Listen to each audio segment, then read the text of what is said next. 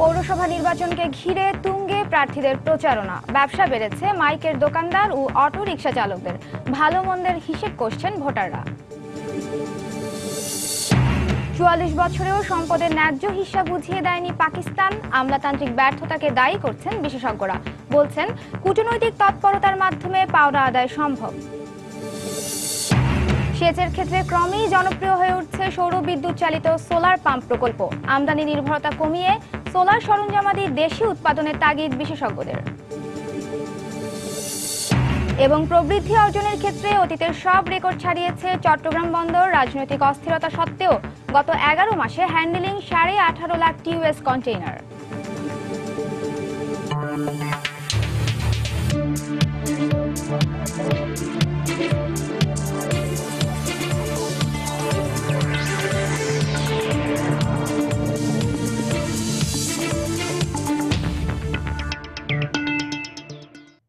দেখছিলেন শিরোনাম।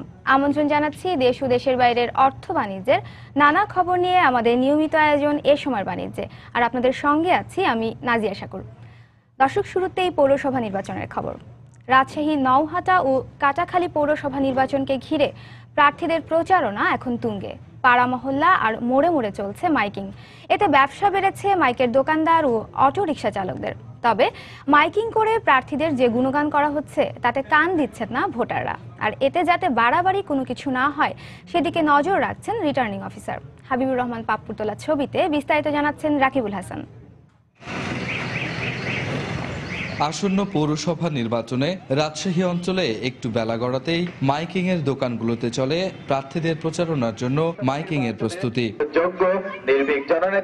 এরপর রং ঢং মিশিয়ে আর কথার ফুলঝুরি ফুটিয়ে নানা ছন্দে পাড়া মহল্লা হাটবাজার সহ পৌর এলাকায় দিনভর চলে প্রার্থীদের গুণগান। তমুক ভাই চরিত্র ফুলের মতো পবিত্র, ভোট বাড়ায় যায় কাউকে খুঁজে পাওয়া যাবে না। এরা শুধু ভোটের প্রতিশ্রুতি দেয়, মানুষের উন্নয়ন করে না। এলাকায় মেয়র, কাউন্সিলর আর সংরক্ষিত কাউন্সিলরদের তালিকা লম্বা হওয়ায় চাহিদা বেড়েছে মাইকের দোকানের। এর সাথে বাড়তি রোজগারে ব্যস্ত অটো চালকরাও। বাড়তি ইনকাম আসছে এখন ভোটের জন্য, এটার জন্য সুবিধা হয়েছে। 550 টাকা করে দেয়, 50 টাকা খেতে দেয়। আমার মাইক মোটামুটি 25-26টা মাইক যায়। আর স্বল্প সময়ে নির্বাচনের প্রচারণায় বিধি মেনে প্রচারণা করলেও আরো বেশি মাইকিং এর সুবিধা চান প্রার্থীরা। বেলা 2টো থেকে রাত্রি 8টা পর্যন্ত 2টো মাইক আমার কাজ করছে। নীতিমালা অনুযায়ী 2টো মাইক আমি প্রচারণাতে ছেড়েছি। 4টা বা 5টা যদি মাইক দেওয়ার ব্যবস্থা করতে তাহলে আমাদের জন্য আরো প্রচার সুবিধা হতো। অবশ্য রিটার্নিং অফিসার বলছেন, প্রার্থীদের নির্বাচনী বিধান মেনে চলার জন্য নির্দেশনা দেওয়া হয়েছে। লিখিত বা মৌখিক অভিযোগ পাই সেক্ষেত্রে আমরা তাৎক্ষণিকভাবে আমাদের আইন অনুযায়ী আমাদের প্রার্থীর বিরুদ্ধে শাস্তিমূলক ব্যবস্থা নিব। রাজশাহীর নওহাটা ও কাটাখালী এ দুটি পৌরসভায় প্রতিদিন মাইক ভাড়া করা হচ্ছে অর্ধশতেরও বেশি। তাতে ব্যবসায়ীদের আয় হচ্ছে প্রতিদিন 26,000 টাকা।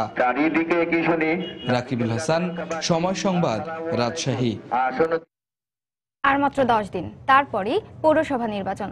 স্বল্প সময়ে নিজের পক্ষে আনতে এক ভোটারদের দাঁড়ে দাঁড়ে ছুটছেন প্রার্থীরা। পৌষের শীতকে উপেক্ষা করে পুরোদমে প্রচারণা চলছে কাকডাকা ভোর থেকে মধ্যরাত পর্যন্ত। দর্শক, নির্বাচনী খবরাখবর জানতে এই মুহূর্তে নরসিংদীর মাধবদীতে আছেন আমাদের রিপোর্টার মিজানুর রহমান কবির, কুষ্টিয়া পৌরসভায় আছেন সাইফুর রহমান রকি ও খুলনার পাইকগাছা পৌর এলাকায় আছেন তরিকুল ইসলাম। আমরা সরাসরি চলে যাচ্ছি তাদের কাছে। প্রথমেই যাচ্ছি মিজানুর রহমান কবিরের কাছে। নরসিংদীর মাধবদী পৌরসভায় সকাল থেকে আমরা এখানে আছি, দেখেছি যে গণসংযোগ চলছে। সকাল 10টার খবরে যেমনটি জানিয়েছিলাম যে 3 জন প্রার্থী এখানে প্রতিদ্বন্দ্বিতা করছেন মেয়র পদে। আসলে একটু সংশোধন করতে চাই তথ্যটি, মূলত 4 জন প্রার্থী এখানে প্রতিদ্বন্দ্বিতা করছেন আর একজন স্বতন্ত্র প্রার্থী রয়েছেন যার তথ্যটি আমরা আগে পাইনি। তো যাই হোক, এই নরসিংদী পৌরসভাটি, নরসিংদীর মাধবদী পৌরসভাটি মূলত যে ব্রহ্মপুত্র নদ আছে তার পাশে অবস্থিত। সে কারণে এই ব্রহ্মপুত্র নদের প্রতি কিন্তু একটি বেশ টার্গেট রয়েছে যারা জনপ্রতিনিধি আগে ছিলেন এবং ভবিষ্যতে যারা জনপ্রতিনিধি হবার জন্য, অর্থাৎ প্রার্থিতা যারা রয়েছেন প্রার্থী হিসেবে, তাদের সবারই ব্রহ্মপুত্র নদ নিয়ে একটি বিশেষ নজর রয়েছে। তাদের যে নির্বাচনী ম্যানিফেস্টো আমরা দেখলাম সেখানে এই কথাগুলো উল্লেখ আছে।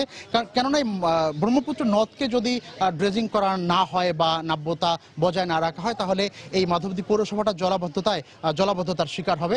তো এসব কারণেই কিন্তু দেখা যাচ্ছে যে এটি রয়েছে। এবং রাস্তাঘাট শুরু, আমরা এখন যে রাস্তাটি দাঁড়িয়ে আছি বেশিরভাগ রাস্তা মূলত এরকমই। আপনারা দেখতে পাচ্ছেন পাচ্ছেন যে এখন ওই গণসংযোগের একটি দৃশ্য, এবং আমাদের সঙ্গে কথা বলার জন্য এখন যোগ দিচ্ছেন বর্তমান যিনি মেয়র হাজী ইলিয়াস, তিনি বিএনপি সমর্থিত প্রার্থীও বটে। তার সাথে একটু কথা বলবো। হাজী ইলিয়াস, আপনি এর আগে আপনি দায়িত্ব পালন করেছেন কত বছর যাবত? আমি 5 বছর যাবত দায়িত্ব পালন করতেছি, এখন মেয়র হিসেবে আছি। এই এলাকার এখন সমস্যা কি আছে? আমি মনে করি মাধবদী পৌরসভার সমস্যা যা ছিল মেজর সমস্যা এগুলো সমাধান হয়ে গেছে, আর যেগুলা কাজ আছে এগুলো চলমান কাজ চলতেছে। এমনিতে আমরা ব্রহ্মপুত্র নদ নিয়ে কিছু কথা শুনলাম, এবং আশপাশের যে রাস্তাগুলো আছে আপনার পৌরসভার ভেতরেরও রাস্তাগুলো বেশ সরু, ড্রেনেজের সমস্যা রয়েছে। এই সমস্যাগুলো কি আপনার সময়ে ঠিক কতটা সমাধান করতে পেরেছেন আপনি? এটা আসলে ব্রহ্মপুত্র নদ, এটা আমরা মাধবদী পৌরবাসী সবাই লালন পালন করি এটাকে লেক হিসাবে রূপান্তরিত করার। ইতিমধ্যে আমাদের মাননীয় প্রতিমন্ত্রী, পানি সম্পদ প্রতিমন্ত্রী নজরুল ইসলাম হিরু, ওনার সাথে আমরা ব্রহ্মপুত্র নদের পৌরসভা থেকে একটা মডেল উদ্বোধন করছি, এবং এটা আশা করি এই নির্বাচনের কিছুদিন পরে এটার একটা বাস্তবধর্মী পদক্ষেপ নেওয়া হবে, যে ব্রহ্মপুত্র নদকে লেক হিসাবে রূপান্তরিত করার জন্য। আরেকটা প্রশ্ন করছেন যে সরু ড্রেন এবং সরু রাস্তার ব্যাপারে, এগুলা চলমান কাজ চলতেছে। আশা করি মাধবদী পৌরসভার বিগত দিনের থেকে বর্তমানে যে চলমান কাজ আছে, আমি মেয়র হিসাবে বলতে পারি যে মাধবদী পৌরবাসী সন্তুষ্ট, এবং আমি নিজেও সন্তুষ্ট ইনশাল্লাহ। তো দর্শক, আমাদের সঙ্গে কথা বলছিলেন মাধবদী পৌরসভার বর্তমান মেয়র হাজী ইলিয়াস, বেশ তরুণ একজন প্রার্থী। মোট 4 জন প্রার্থী এখানে প্রতিদ্বন্দ্বিতা করছেন। একটু আগে আমরা আওয়ামী লীগ মনোনীত যে প্রার্থী রয়েছেন হাজী মোশাররফ হোসেন মানিক, তার সঙ্গে কথা বলেছিলাম। তো দর্শক, আপনারা জানেন যে সারা দেশে কিন্তু এই পৌরসভাগুলোতে নির্বাচনী আমেজ বইছে। এখন কুষ্টিয়া চলে যাব আমরা, সেখানে অপেক্ষা করছেন সহকর্মী সাইফুর রহমান রকি, তিনি জানাবেন সেখানকার পৌরসভা নির্বাচনের আপাতত খবর। রকি।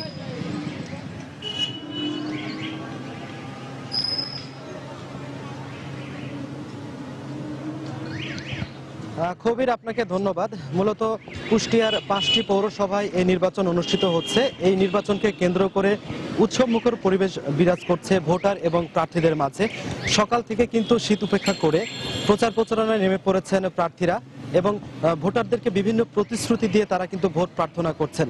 তো এই এলাকারও মূলত রাস্তাঘাট সমস্যাটি হচ্ছে ব্যাপক, যার কারণে এখানকার রাস্তাঘাটের সমস্যার সমাধান করে তারা ভোটারদেরকে সুযোগ সুবিধার, যানবাহন চলাচলে সুযোগ সুবিধা ভালো করে দেওয়ার প্রতিশ্রুতি দিয়েই ভোট প্রার্থনা করছেন।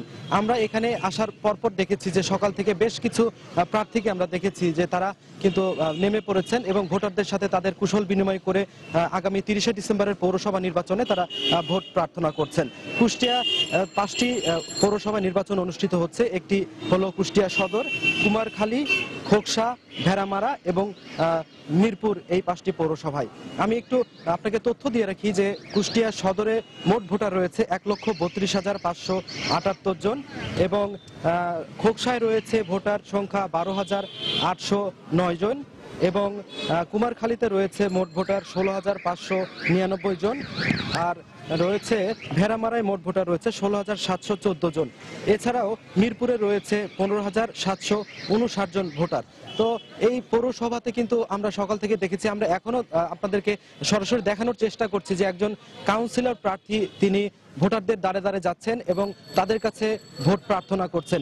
আমরা এই কাউন্সিলর প্রার্থীর সাথে কথা বলেছি, তিনি বিভিন্ন প্রতিশ্রুতি দিয়েছেন এবং তিনি বলছেন যে এই ওয়ার্ডকে তিনি নির্বাচিত হলে আগামীতে একটি মডেল ওয়ার্ডে রূপান্তর করবে। মূলত এখানে আওয়ামী লীগ ও বিএনপির 2 জন প্রার্থী মেয়র পদে নির্বাচন করছেন। এখন বর্তমান মেয়র রয়েছেন আওয়ামী লীগ আনোয়ার আলী, উনি এখান থেকে আওয়ামী লীগ প্রার্থী, এবং বিএনপির প্রার্থী রয়েছেন কুতুবুদ্দিন আহমেদ। তো এই 2 প্রার্থী কিন্তু তাদের জয়ের ব্যাপারে শতভাগ আশাবাদের কথা ব্যক্ত করেছেন।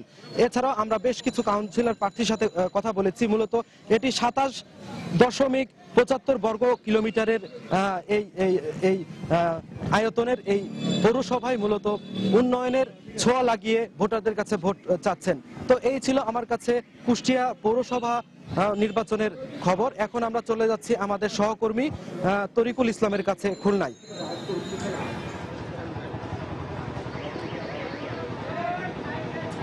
ধন্যবাদ রকিব। এই মুহূর্তে আমি রয়েছি খুলনার পাইকগাছা উপজেলার। এই উপজেলায় পৌর নির্বাচনকে ঘিরে কিন্তু সরগরম হয়ে উঠেছে এলাকা নির্বাচনী প্রচার প্রচারণায়।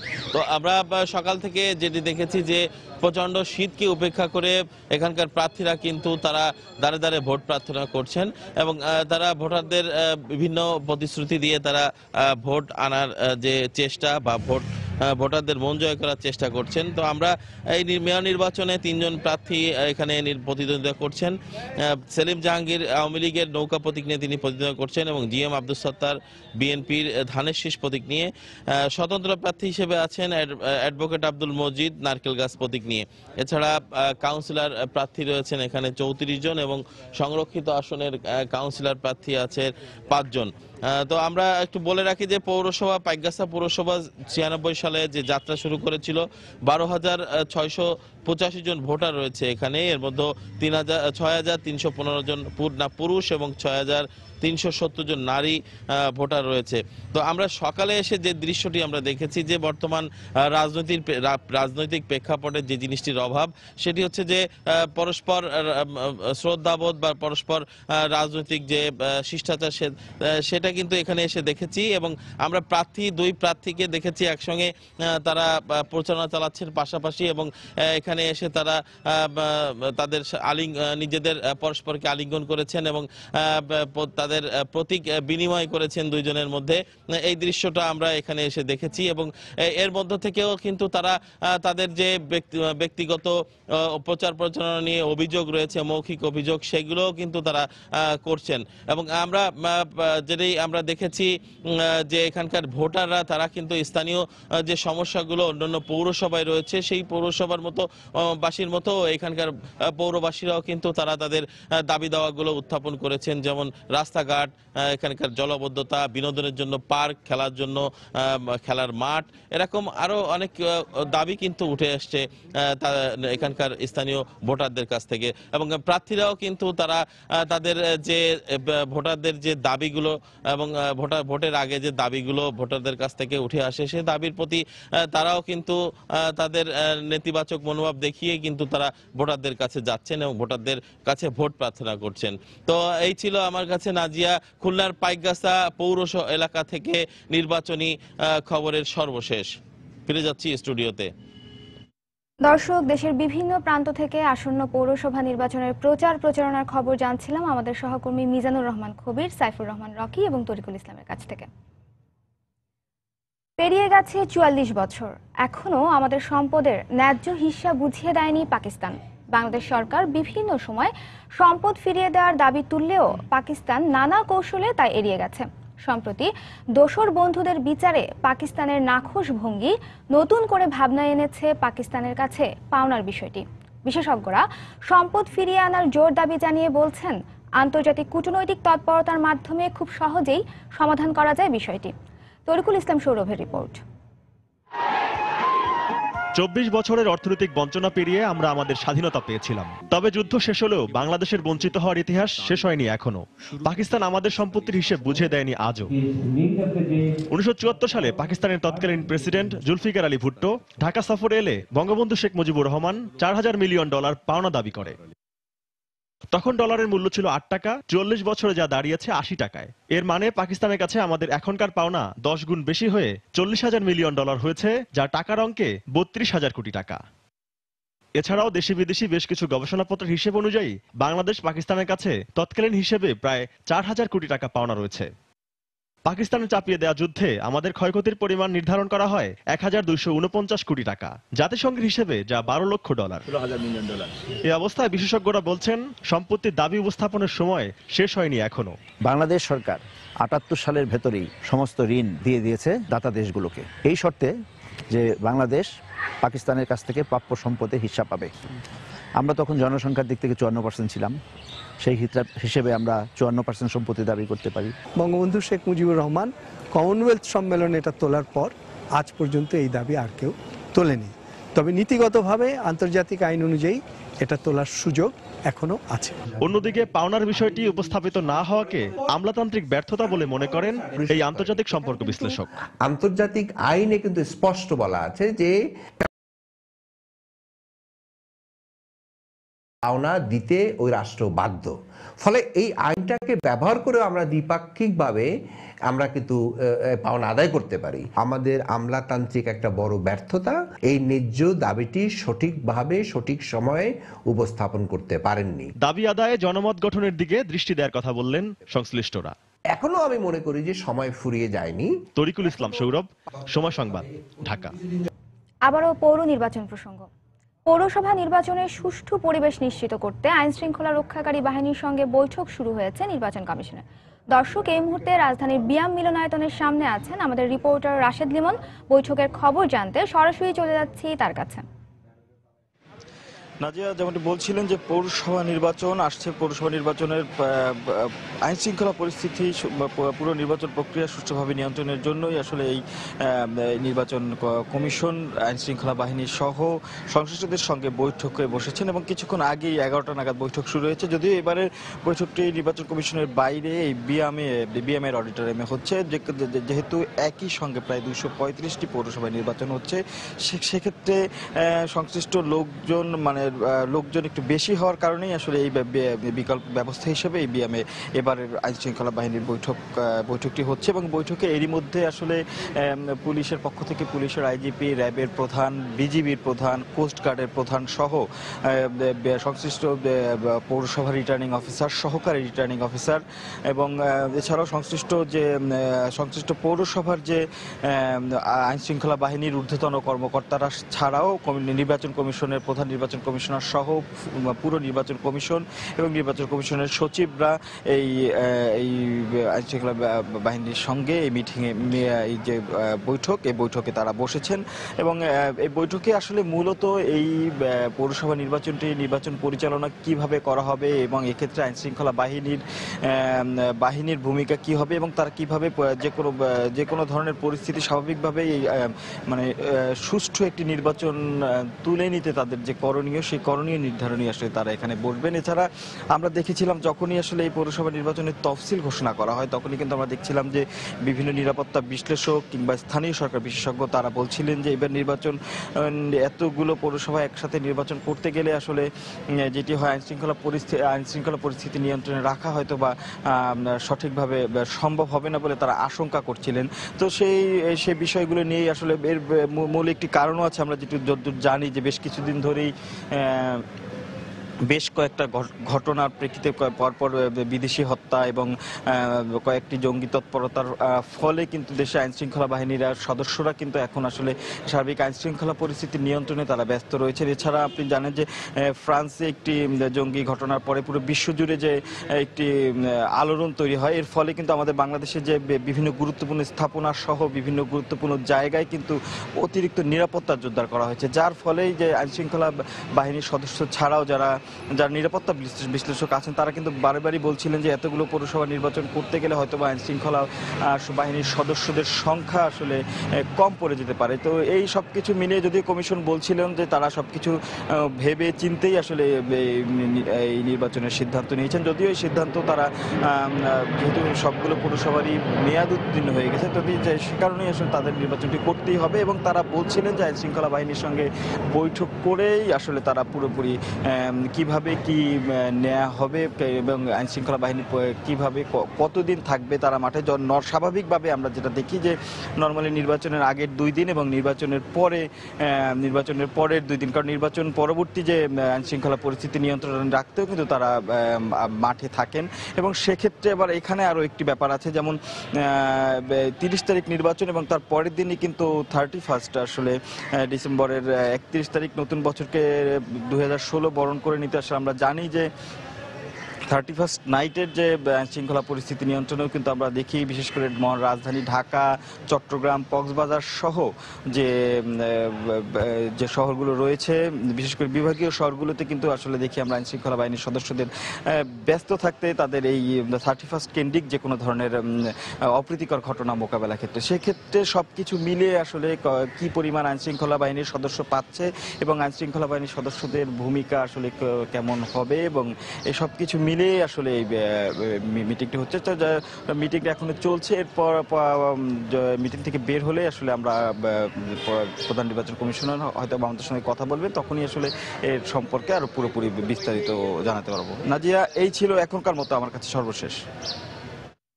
দর্শক, বিয়াম মিলনায়তন থেকে নির্বাচন কমিশনের বৈঠকের সবশেষ খবর জানছিলাম সহকর্মী রাশেদ লিমনের কাছ থেকে। আবারও অর্থ বাণিজ্য প্রসঙ্গ। কন্টেইনার হ্যান্ডেলিংয়ের পাশাপাশি প্রবৃদ্ধি অর্জনের ক্ষেত্রে অতীতের সব রেকর্ড ভঙ্গ করেছে চট্টগ্রাম বন্দর। চলতি বছরের প্রথম 3 মাসে রাজনৈতিক অস্থিরতা সত্ত্বেও গত 11 মাসে চট্টগ্রাম বন্দর কর্তৃপক্ষ হ্যান্ডেলিং করেছে 18.5 লাখ টিউএস কন্টেইনার, আর প্রবৃদ্ধি হয়েছে 17.4%, যা গত বছরের তুলনায় 4% বেশি। বিস্তারিত জানাচ্ছেন কমল দে। চলতি বছরের প্রথম 3 মাস দেশ জুড়ে চলে বিএনপি জামায়াতের লাগাতার অবরোধ কর্মসূচি আর সহিংসতা। পেট্রোল বোমার আতঙ্কে যানবাহন চলাচল ছিল অনেকটা বন্ধ। তারপরে চট্টগ্রাম বন্দর কর্তৃপক্ষ গত 11 মাসে হ্যান্ডেলিং করেছে 18,50,507 টিউএস কন্টেইনার। গত বছর এই সময় তারা হ্যান্ডেলিং করেছিল 15,76,000 টিউএস কন্টেইনার। 2014 সালে 12.3% প্রবৃদ্ধি হলো। এবছর এখন পর্যন্ত প্রবৃদ্ধি অর্জিত হয়েছে 17.4%। যে পরিমাণ আমাদের শঙ্কা ছিল যে চট্টগ্রাম বন্দরের ইম্প্যাক্টটা বাংলাদেশের অর্থনীতির উপর পড়বে, সে পরিমাণ ইম্প্যাক্ট আমরা দেখি না, এবং এটি যে 3 মাসের আন্দোলন, এটার কোনো ছাপ এখানে পড়েনি। অন্যান্য বছর আমদানি পণ্যের কন্টেইনারের আধিক্য থাকলো, কিন্তু এবার তাতেও পরিবর্তন এসেছে। আমাদের এক্সপোর্ট বাড়তেছে, আমাদের ইম্পোর্টও, আমাদের র মেটেরিয়াল আসতেছে, আমাদের দেশের জন্য মাল আসতেছে, ইম্পোর্ট হচ্ছে, খাদ্য ইম্পোর্ট হচ্ছে, সব মিলিয়ে বন্দরের সক্ষমতা বাড়ছে। এক্ষেত্রে কন্টেইনার হ্যান্ডেলিং আরো দ্রুত করে জাহাজের গড় অবস্থান সময় কমিয়ে আনতে অত্যাধুনিক যন্ত্রপাতি সংগ্রহের প্রতি গুরুত্ব দিচ্ছেন এই গার্মেন্টস ব্যবসায়ী। ডিজিটালাইজড ইকুইপমেন্ট আমরা যদি প্রোভাইড করতে পারি, যেটা এফিসিয়েন্সি লেভেল বেড়ে যাবে এবং লিড টাইমটা কমে আসবে। গত অর্থ বছরে চট্টগ্রাম বন্দর কর্তৃপক্ষ বিভিন্ন খাতে 1,634 কোটি টাকা আয় করলো। চলতি অর্থ বছরের প্রথম 6 মাসে আয় করেছে 1,706 কোটি টাকা। কমল দে, সময় সংবাদ, চট্টগ্রাম। এবারে দেশের ভোগ্যপণ্যের সবচেয়ে বড় পাইকারি বাজার চট্টগ্রামের খাতুনগঞ্জের সবশেষ খবর জানতে চলে যাচ্ছি সহকর্মী কমলদের কাছে। ধন্যবাদ নাজিয়া। আপনি যেটা বলছেন, দেশের সপ্তাহের প্রথম দিনে কিন্তু দেশের সবচেয়ে বড় ভোগ্য পণ্যের বাজার চট্টগ্রামের খাতুনগঞ্জে জমজমাট হয়ে উঠেছে। আমরা দেখেছি সকাল থেকে কিন্তু পণ্যবাহী ট্রাকগুলো খাতুনগঞ্জের ভিতরে প্রবেশ করছে এবং আনলোড করে এবং অন্যান্য জেলার জন্য পণ্য নিয়ে আবার দ্রুত বেরিয়ে যাচ্ছে। এক্ষেত্রে একটা বাজারের দিকে আসি, আজকে দেখলাম আমরা আন্তর্জাতিক বাজারে বুকিং রেট বেড়ে যাওয়া এবং দেশীয় ডালের সরবরাহ কমে যাওয়ায় কিন্তু সব ধরনের ডালের দাম বেড়েছে। গত সপ্তাহে আমরা দেখেছি মসুর ডাল বিক্রি হয়েছিল কেজি প্রতি 125 টাকা থেকে 130 টাকা, যা আজ বিক্রি হচ্ছে 95 টাকা থেকে 135 টাকা ধরে বিক্রি হচ্ছে। অর্থাৎ প্রতি কেজি মসুর ডালের দাম বেড়েছে প্রায় 7 থেকে 10 টাকা পর্যন্ত। অপরদিকে বেড়েছে মুগ ডালের দামও। গত সপ্তাহে মুগ ডাল বিক্রি হয়েছিল 92 থেকে 95 টাকা, আজকে কেজি প্রতি 5 টাকা বেড়ে বিক্রি হচ্ছে 100 টাকা কেজি ধরে। একইভাবে 4 টাকা বেড়েছে দেখেছি আমরা চনার ডাল গত সপ্তাহে বিক্রি হয়েছিল 60 টাকা, আজকে বিক্রি হচ্ছে 64 টাকা কেজি ধরে। অপরদিকে অপরিবর্তিত রয়েছে মটর ডাল বিক্রি হচ্ছে আজকে 32 টাকা। এই ডালের দাম বাড়ার ব্যাপারে ব্যবসায়ীরা বলছেন আন্তর্জাতিক বাজারে ডালের সব ধরনের ডালের বুকিং রেট বেড়ে গেছে। বুকিং রেট বেড়ে যাওয়ার কারণে এই ডালের দাম বেড়েছে। এছাড়া বর্তমানে কোনো দেশীয় ডাল বাজারে নেই বললে চলে, মূলত আমদানি করা ডাল দিয়ে দেশীয় বাজারগুলো চাহিদা মেটানো হচ্ছে, যে কারণে ডালের দাম কিছুটা বেড়েছে। তবে গত সপ্তাহের তুলনায় কমেছে পেঁয়াজ, আদা এবং রসুনের দাম। গত সপ্তাহে আমরা দেখেছি পেঁয়াজ বিক্রি হয়েছে, ভারতীয় পেঁয়াজ বিক্রি হয়েছিল প্রায় 27 থেকে 28 টাকা, 2 টাকা কমে আজ বিক্রি হচ্ছে 25 থেকে 26 টাকা। অপরদিকে আমরা দেখতে পাচ্ছি চায়না রসুন কেজি প্রতি কমেছে 3 টাকা। গত সপ্তাহে চায়না রসুন বিক্রি হয়েছিল 118 টাকা কেজি, আর আজ বিক্রি হচ্ছে 113 থেকে 115 টাকা। অপরদিকে আমরা দেখছি আদা গত সপ্তাহে বিক্রি হয়েছিল 37 থেকে 38 টাকা কেজি ধরে, আর আজ বিক্রি হচ্ছে 33 থেকে 34 টাকা। অর্থাৎ আদা, রসুন, পেঁয়াজ সরবরাহ বাড়ার কারণে কিন্তু তিনটি পণ্যের দাম কমেছে। তবে আবারও প্রতি সপ্তাহের তুলনায় এবারও সপ্তাহে বেড়ে গেছে সোয়াবিন তেলের দাম। আপনি জানেন যে বর্তমান সময় শীত মৌসুমে কিন্তু পাম অয়েল বা সুপার তেলগুলি চলে না, কারণ জমাট বেঁধে যায়। এখানে সোয়াবিন তেলের চাহিদা বাড়ে, আর সোয়াবিন তেলের চাহিদা বাড়তে থাকে কিন্তু দামও বাড়ছে। গত সপ্তাহে প্রতি মন সোয়াবিন তেল বিক্রি হয়েছিল 2970 টাকা, কিন্তু আজ বিক্রি হচ্ছে 3030 টাকা। অর্থাৎ মন প্রতি সোয়াবিন তেলের দাম বেড়েছে 60 টাকা। এক্ষেত্রে অপরিবর্তিত রয়েছে সুপার সোয়াবিন এবং পাম অয়েলের দাম। গত সপ্তাহে যেমন সুপার সোয়াবিন বিক্রি হয়েছিল 2170 টাকা এবং পাম অয়েল বিক্রি হয়েছিল 1980 টাকা, ঠিক একই অবস্থা রয়েছে সুপার সোয়াবিন এবং পাম অয়েলের দাম। এবার আমি বলি কিন্তু এক সপ্তাহের ব্যবধানে চিনির দাম বেড়েছে প্রায় কেজি প্রতি 3 টাকা কমেছে। আমার গত সপ্তাহে চিনি বিক্রি হয়েছে 43 থেকে 44 টাকা, অত কোনো সময় 45 টাকাও বিক্রি হয়েছে প্রতি কেজি চিনি, আর আজ চিনি বিক্রি হচ্ছে 40 থেকে 41 টাকা। এক্ষেত্রে ব্যবসায়ীরা বলছেন মিল রেটে দাম বেড়ে যাওয়ার কারণে গত কয়েক সপ্তাহ ধরে চিনির দাম বেড়ে গিয়েছিল, কিন্তু এই সপ্তাহে এসে কিছুটা সরবরাহ বাড়ায় যেটা চিনির দাম কিছুটা কমেছে, কেজি প্রতি 3 থেকে 4 টাকা পর্যন্ত কমেছে। একইভাবে কমেছে চালের দামও। চালের দাম আপনি জানেন যে দেশীয় যে চালগুলো রয়েছে সেই চালগুলো বাজারে ঢোকার কারণে কিন্তু এখন চালের দাম কমছে। অর্থাৎ আমরা দেখতে দেখতে পাচ্ছি সাধারণ মানুষ যে চাল সেগুলো বিক্রি হচ্ছে কেজি প্রতি 22 থেকে 23 টাকা ধরে, এবং অন্যান্য চালগুলো যেগুলো ইরি পাইজাম 27 থেকে 28 টাকা। এখন পর্যন্ত বলা যায় সপ্তাহের শুরুতেই জমজমাট শুরু হয়ে উঠছে এই দেশের প্রাচীনতম বাজার এবং সবচেয়ে বড় ভোগ্যপণ্যের এই ভোগ্যপণ্যের বাজার এই খাতুনগঞ্জ। এখন পর্যন্ত এ ছিল চট্টগ্রামের খাতুনগঞ্জ থেকে সর্বশেষ। নাজিয়া। দর্শক, খাতুনগঞ্জে ভোগ্যপণ্যের সরবরাহ পরিস্থিতি সম্পর্কে আমাদের জানাচ্ছিলেন সহকর্মী কমল দে। সেচ মৌসুমে কম খরচে জমিতে পানি দেওয়ার ক্ষেত্রে ক্রমেই জনপ্রিয় হয়ে উঠছে সৌর বিদ্যুৎ চালিত সোলার পাম্প প্রকল্প, যা কৃষি অর্থনীতিতে খুলে দিচ্ছে সম্ভাবনার নতুন দুয়ার। সরকারি উদ্যোক্তা প্রতিষ্ঠান ইটকল বলছে 2018 সালের মধ্যে দেশের প্রায় 100% ডিজেল চালিত পাম্পগুলোকে সৌর প্রকল্পের আওতায় নিয়ে আসা হবে। বিদ্যুৎ মন্ত্রণালয়ের আশা, পরিবেশ বান্ধব এই প্রকল্পের বাস্তবায়ন হলে কমবে আমদানি নির্ভরতা। কিন্তু বিশেষজ্ঞদের মত, সোলার সরঞ্জামাদি দেশে উৎপাদন করতে না পারলে এই প্রকল্পের সুফল পাবেন না কৃষকরা। বিস্তারিত জানাচ্ছেন দেবাশিস রায়। কৃষিভিত্তিক অর্থনীতির বাংলাদেশে ডিজেলের ঘাটতি কিংবা বিদ্যুৎ সংকটে প্রায় প্রত্যেক বছরই বিঘ্নিত হয় সেচ কার্যক্রম, ব্যাহত হয় উৎপাদন লক্ষ্যমাত্রা।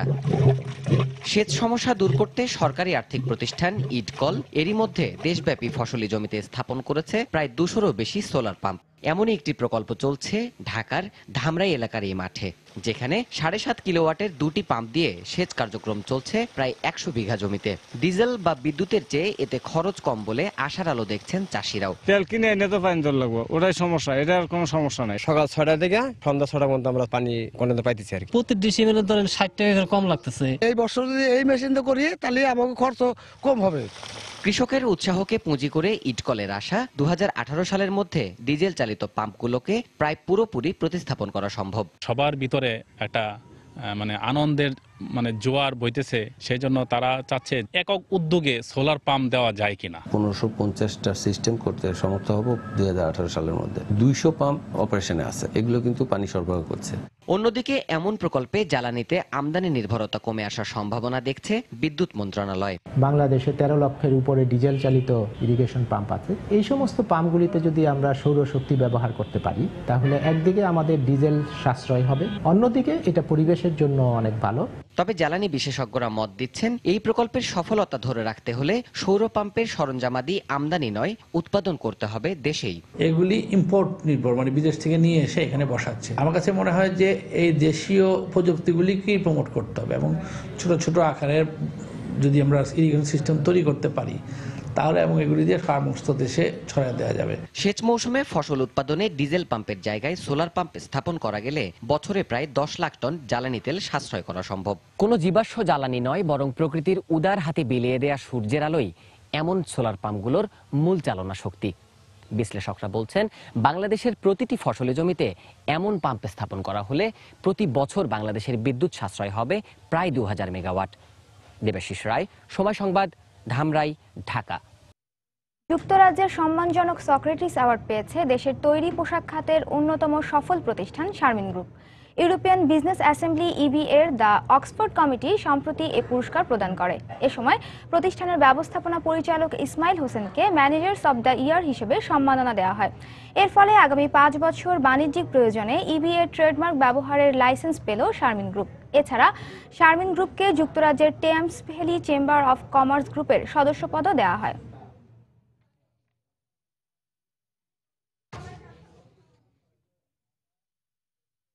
বিনিয়োগের ক্ষেত্রে এখন বিশ্বের 121তম নিরাপদ দেশ বাংলাদেশ।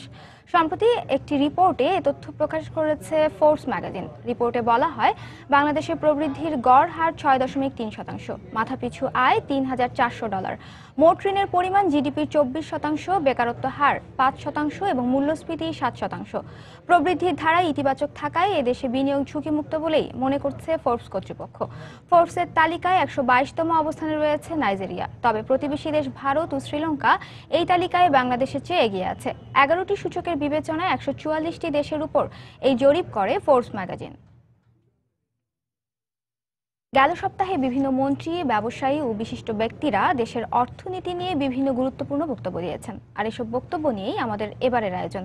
চলুন দেখে নেই এক নজরে। Pay scales of the government servants to very comfortable levels compared with the private sector. এবং এখন কেউ অভিযোগ করতে পারবেন না যে বেতনের জন্য আমার কষ্ট হচ্ছে, বেতন ভাতার জন্য আমার খুব কষ্ট হচ্ছে। এটা I will not accept that statement from anyone. আগে তারা যে স্কেলে ঢুকতো সেখানে টাইম স্কেল হতো, ওখানে জীবন শেষ হতো। এখন 2টা প্রমোশন পাবে, অটোমেটিক প্রমোশন পাচ্ছে 2টা। Everyone is ensured of automatic promotion. যে সমস্ত সামরিক স্বৈরাচার রাষ্ট্রীয় ক্ষমতায় আসছে, বিশ্বব্যাংক IMF এর প্রেসক্রিপশন বাস্তবায়ন করতে গিয়ে আমাদের যত জুট মিলগুলো আসলো সেগুলো বেসরকারীকরণের নামে সব ধ্বংস করে দেওয়া হয়েছে। 4 দলীয় জোট সরকার ক্ষমতায় থাকা অবস্থায় আমাদের বাংলাদেশের গৌরব শুধু ছিল না, বিশ্বের সর্ববৃহৎ জুট মিল ছিল আদমজি জুট মিল। সেই আদমজি জুট মিল বন্ধ করে দিয়েছে, লক্ষাধিক শ্রমিকের পেটে লাথি মেরেছে। এই পাটের হারানো গৌরব ফিরিয়ে নিয়ে আসার জন্য ঘোষণা দিয়েছেন এবং সেই ঘোষণা অনুযায়ী তিনি বাংলাদেশের BJMCর যত বন্ধ জুট মিলগুলো ছিল সেগুলো তিনি চালু করেছেন। Whatever United Nations say or whatever World Bank says, I'm not going into controversies. আমি যা বলতে চাচ্ছি সেটা হচ্ছে 2030 সাল বাংলাদেশ হবে ক্ষুধামুক্ত দেশ, দারিদ্র্যমুক্ত দেশ। দুর্বিন্দু এই দেশে দরিদ্র মানুষের পাওয়া যাবে না ইনশাআল্লাহ, সেই কাজটি আমরা করব। আর 2040 সালের মাঝে দক্ষিণ দিকে যারা আছে সবাইকে ক্রস করব, ইনশাআল্লাহ। Will be above Thailand, will be above Malaysia, even will be above Australia. Bangladesh যে আজকে পদ্মা সেতু তৈরি করছে, actually no matter what the history, সেটা একটা বিরাট সুখবর।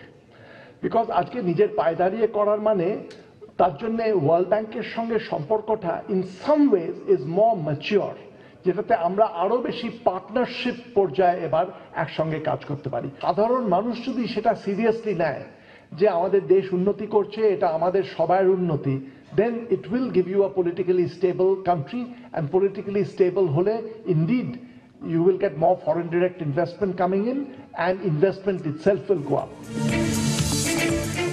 বর্তমানে 96 লাখ বাংলাদেশের নাগরিক অধিবাসী 160টি দেশে সুনামের সাথে কাজ করছে। সর্বমোট এবছর 5,23,598 জন আমরা বিদেশে এ পর্যন্ত পাঠাতে সক্ষম হয়েছি এবং আমার বিশ্বাস যদি ডিসেম্বর পর্যন্ত আসে, ডিসেম্বর পর্যন্ত আমরা 5.5 লক্ষের উন্নতি করতে পারব। এবারে গেল সপ্তাহের পুঁজিবাজারের খবর। লেনদেনের বড় ধরনের পতন, সেই সাথে সূচকের নিম্নমুখী প্রবণতার মধ্য দিয়ে গেল সপ্তাহে কার্যক্রম শুরু করে ঢাকা স্টক এক্সচেঞ্জ। সপ্তাহের মাঝামাঝি সময়ে বাড়লেও শেষ দিকে কমে লেনদেনের পরিমাণ, অব্যাহত থাকে সূচক কমার ধারা। সপ্তাহ শেষে লেনদেন বাড়ে 12,43 লাখ টাকা এবং সূচক বাড়ে 22 পয়েন্ট। সপ্তাহের প্রথম কার্যদিবস রোববার ডিএসইতে লেনদেন হয় 274,16 লাখ টাকা, যা এর আগের সপ্তাহের শেষ কার্যদিবসের চেয়ে 100,18 লাখ টাকা কম এবং পুরো সপ্তাহের মধ্যে সর্বনিম্ন। সূচক আগের সপ্তাহের শেষ কার্যদিবসের চেয়ে 41 পয়েন্ট কমে দাঁড়ায় 4,542 পয়েন্ট, তবে তা পুরো সপ্তাহের মধ্যে সর্বোচ্চ। দ্বিতীয় কার্যদিবসের লেনদেন 60,79 লাখ টাকা বেড়ে পৌঁছায় 334,95 লাখ টাকায়, যা পুরো সপ্তাহের মধ্যে সর্বোচ্চ। এদিন সূচক ছিল 5,333 পয়েন্ট। তৃতীয় কার্যদিবস লেনদেন আবারও কমে যায় এবং সূচক কমে দাঁড়ায় 4,513 পয়েন্টে। সূচকের এই পরিমাণ পুরো সপ্তাহের মধ্যে সর্বনিম্ন। চতুর্থ কার্যদিবস 16 ডিসেম্বরের সরকারি ছুটি থাকায় এদিন বন্ধ থাকে ডিএসইর কার্যক্রম। পঞ্চম এবং শেষ কার্যদিবসে লেনদেন আবারও কমে দাঁড়ায় 286,59 লাখ টাকায়। এদিন সূচক ছিল 4,520 পয়েন্ট। গেল সপ্তাহে লেনদেন হওয়া প্রতিষ্ঠানগুলোর মধ্যে 68টি প্রতিষ্ঠানের শেয়ারের দাম বেড়েছে, কমেছে 231টির এবং অপরিবর্তিত ছিল 27টি প্রতিষ্ঠানের শেয়ারের দাম। গেল সপ্তাহে শেয়ারের দাম বাড়া প্রতিষ্ঠানগুলোর মধ্যে শীর্ষে ছিল Kashem dry cells, Bangladesh lamps, apex spinning, first Bangladesh fixed income fund এবং sub 25 convertible bonds of BRAC bank. অন্যদিকে শেয়ারের দাম কমা প্রতিষ্ঠানগুলোর মধ্যে BIFC, Simtex industries, Mithun knitting, Tallu spinning এবং বঙ্গজ উল্লেখযোগ্য। ঈশিতা ব্রহ্ম, সময় সংবাদ, ঢাকা। এলজি এশিয়া অঞ্চলের সিইও ক্রিস হোই এবং দক্ষিণ পূর্ব এশিয়ার বিপণন ও কর্মকৌশল নির্ধারণী দলের মহাব্যবস্থাপক জয় কিম 2 দিনের ব্যবসায়িক সফরে ঢাকা এসেছেন। বাংলাদেশ সফরের অংশ হিসেবে শুক্রবার ময়মনসিংহের ভালুকায় বাটারফ্লাই ম্যানুফ্যাকচারিং কোম্পানির কারখানা পরিদর্শন করেন। শনিবার তারা ঢাকায় কোম্পানিটির শোরুম পরিদর্শন করেন। এ সময় প্রতিষ্ঠানটির চেয়ারম্যান ও ব্যবস্থাপনা পরিচালক এম এ মান্নান সহ ঊর্ধ্বতন কর্মকর্তারা উপস্থিত ছিলেন।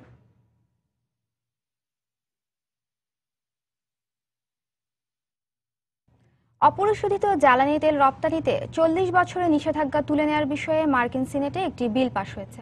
$1.1 ট্রিলিয়ন এই বিল মার্কিন সরকারের অর্থায়নে কাজ করবে 2016 সাল পর্যন্ত। জ্বালানি তেলের দাম কিছুটা বাড়তে শুরু করায় এই সিদ্ধান্ত নিয়েছে মার্কিন সিনেট। এই বিল পাশের কারণে যুক্তরাষ্ট্রের তেল উত্তোলক প্রতিষ্ঠানগুলো এখন থেকে অপরিশোধিত জ্বালানি তেল রপ্তানি করতে পারবে। 1973 সালে আরব ইসরায়েল যুদ্ধের পর ইসরায়েলকে সমর্থনকারী যুক্তরাষ্ট্র সহ কয়েকটি দেশের উপর তেল নিষেধাজ্ঞা আরোপ করে আরব দেশগুলোর তেল রপ্তানিকারক সংগঠন ওয়াপেক। পরে 1975 সালে নিজেদের তেল রপ্তানিতে নিষেধাজ্ঞা আরোপ করে যুক্তরাষ্ট্র।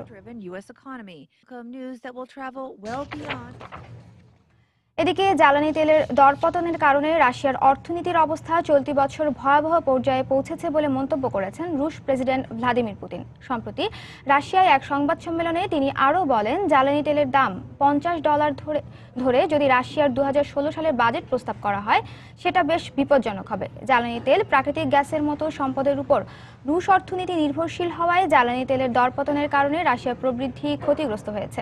ব্যারেল প্রতি $100 থেকে $50 নিচে নামায় বাজেট প্রস্তাব করতেই হিমশিম খাচ্ছে রুশ সরকার।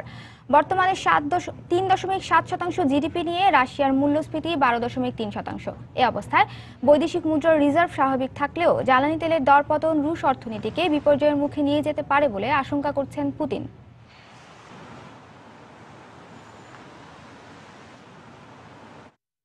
যুদ্ধ, সহিংসতা আর নিপীড়নের কারণে এবছর বিশ্বে বাস্তুহারা মানুষের সংখ্যা 6 কোটি ছাড়িয়ে যেতে পারে বলে আশঙ্কা প্রকাশ করেছে জাতিসংঘ শরণার্থী বিষয়ক সংস্থা UNHCR। সেই সঙ্গে ঘরছাড়া মানুষের সংখ্যা এবছর পূর্বের যে কোনো রেকর্ডকে ছাড়িয়ে যাবে বলেও আশঙ্কা তাদের। শুক্রবার সংস্থাটির প্রকাশিত এক প্রতিবেদনে এসব তথ্য জানানো হয়। মধ্যপ্রাচ্য জুড়ে যুদ্ধ, সহিংসতা আর বিশ্বের বিভিন্ন দেশের সংঘাতের কারণে প্রায় প্রতিদিনই বাড়ছে গৃহহীন মানুষের সংখ্যা।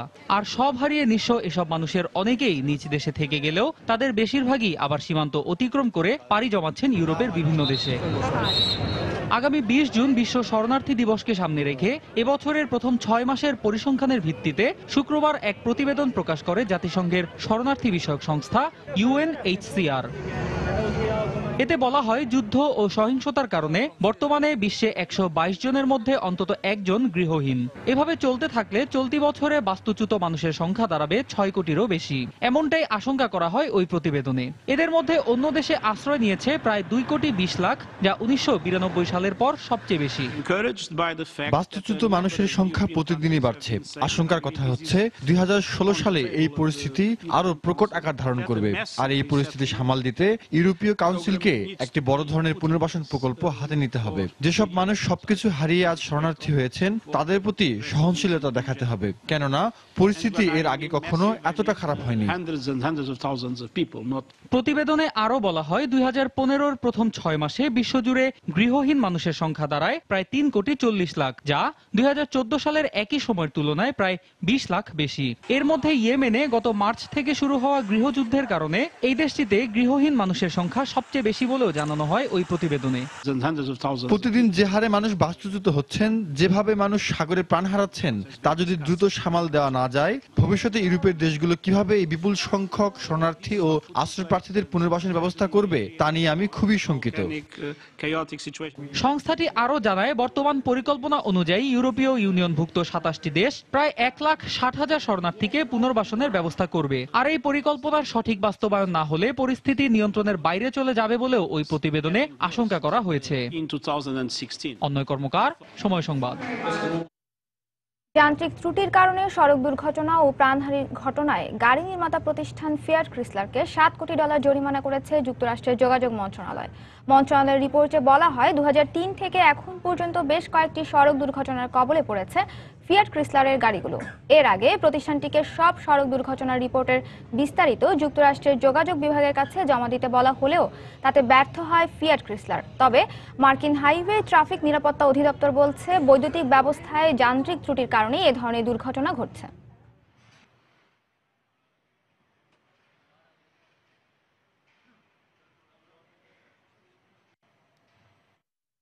আবারও জানিয়ে দিচ্ছি এ সময় বাণিজ্যের শিরোনামগুলো। পৌরসভা নির্বাচনকে ঘিরে তুঙ্গে প্রার্থীদের প্রচারণা, ব্যবসা বেড়েছে মাইকের দোকানদার ও অটোরিকশা চালকদের, ভালো মন্দের হিসেব করছেন ভোটাররা। 44 বছরেও সম্পদের ন্যায্য হিসাব বুঝিয়ে দেয়নি পাকিস্তান। আমলাতান্ত্রিক ব্যর্থতাকে দায়ী করছেন বিশেষজ্ঞরা, বলছেন কূটনৈতিক তৎপরতার মাধ্যমে পাওনা আদায় সম্ভব। সেচের ক্ষেত্রে ক্রমেই জনপ্রিয় হয়ে উঠছে সৌর বিদ্যুৎ চালিত সোলার পাম্প প্রকল্প। আমদানি নির্ভরতা কমিয়ে সোলার সরঞ্জামাদি দেশে উৎপাদনের তাগিদ বিশেষজ্ঞদের। এবং প্রবৃদ্ধি অর্জনের ক্ষেত্রে অতীতের সব রেকর্ড ছাড়িয়েছে চট্টগ্রাম বন্দর। রাজনৈতিক অস্থিরতা সত্ত্বেও গত 11 মাসে হ্যান্ডেলিং 18.5 লাখ টিউএস কন্টেইনার। এই ছিল এই সময়ের বাণিজ্যে। যে কোনো খবর পেতে ভিজিট করুন সময়নিউজ.tv। সঙ্গে থাকুন সময়ের।